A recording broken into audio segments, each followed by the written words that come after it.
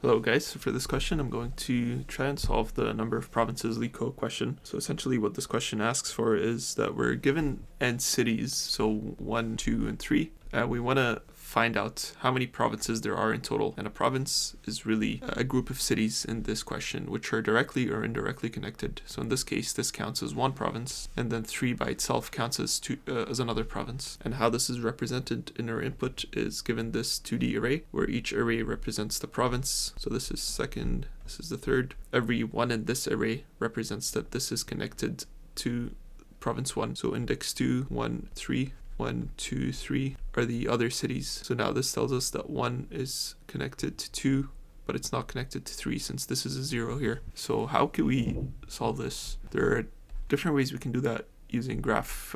For this graph-like problem, the way I'm going to do this here is going to be using DFS. So say that we're given cities like so, where we have a couple of cities, 6 cities in total, where 3 of them are connected. We want to first translate this into a data structure that we can use later on, which for a graph is almost always going to be a dictionary. So I've gone ahead and built the dictionary that we're going to use for this question, which essentially translates this graph into a dictionary that we can iterate. So why this might be helpful for us is we want to go through each city, and using the info from this dictionary, we want to mark off every city that we've seen along the path in another dictionary that we're going to call seen. And why this might be helpful is when we go and do that, we're going to essentially call this depth first function once for every province, and that's how we're going to get the total number of provinces. So what this is going to look like is for city in all the cities that we have, we're going to call DFS on the city only if it's not in the scene hash map above. And this DFS is always going to return 1 for the cities that we haven't seen yet. So we simply add that to a counter. And why this is going to work, so for example, when we call this on 1, we're going to notice that 1 is not in this map. So we're going to start iterating this graph using the dictionary here. We're going to see that 1 is connected to 2. So we're going to go here. We're going to go to 2. We're going to see that 2 is connected to 1 and 3.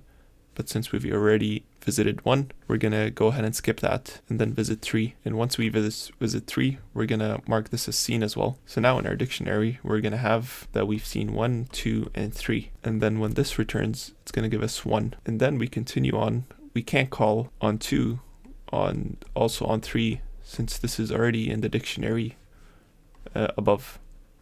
So this is actually just going to give us 0, 0.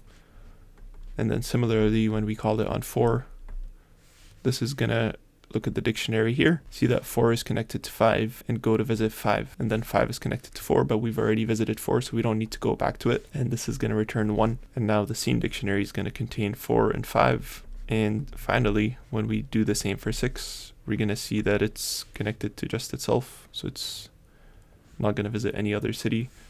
Now the scene contains 6 as well. And then when we're done this, now we can see that we can just add up all the returned values from our depth first search function, which should add up to the total number of provinces.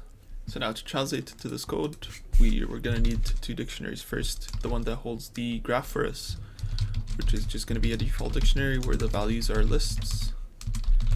And secondly, the one for the visited. And we can just start building both of those.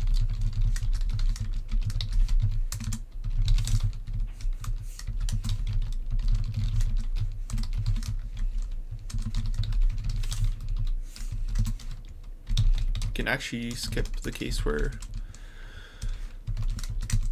both of them, like the ones where it's connected to itself, a city is connected to itself, so we don't need to really store this information in the data structure.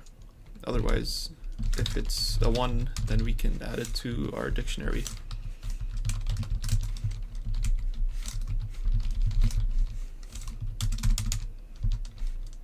And now our dictionary is going to look something like 0 is connected to 1, 1 is connected to 0, which translates to this example here. And since it's in the 0 index based in an array, it's just going to be 0 instead of 1 and 2 here. We can quickly confirm that this is the case.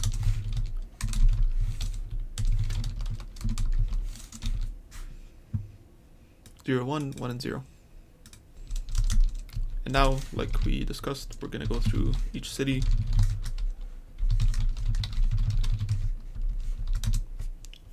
and call the algorithm here and just add up a 1 or whatever this function returns. So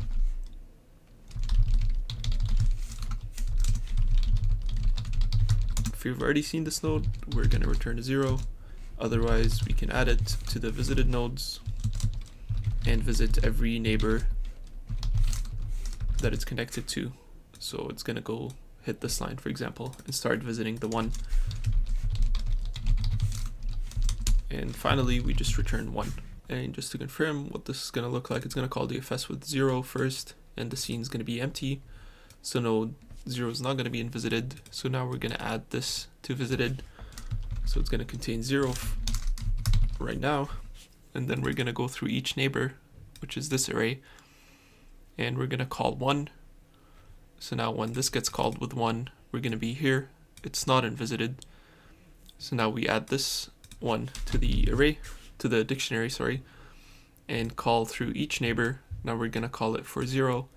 But now we notice that 0 is already is in this visited dictionary. So we return 0 from this, and we break through this for loop and return a 1.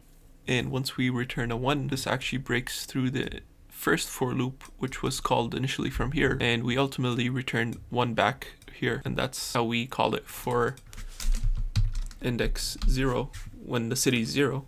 And then when we do that for 1, it's gonna just return right away from here since this is already in visited. And when we do that for 2, it's not gonna even go through this for loop since this is not in the dictionary, and it's just gonna return 1. Now this should return 2, and that should be the final answer. Hopefully that made sense.